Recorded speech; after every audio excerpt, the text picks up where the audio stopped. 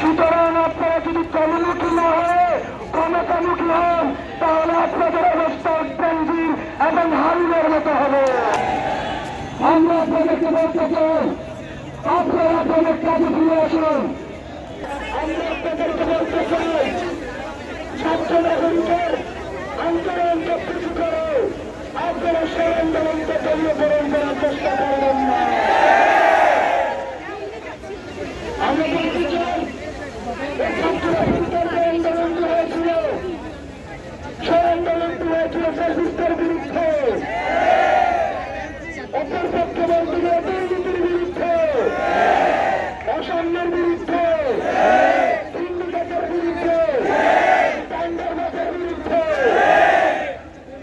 আমরা টেন্ডারবাজ যারা রয়েছে, দুর্নীতিবাজ যারা রয়েছে, আপনাদেরকে সতর্ক করতে চাই।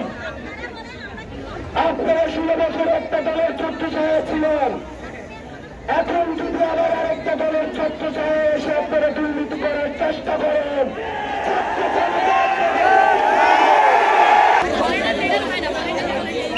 সহায়তা করুন।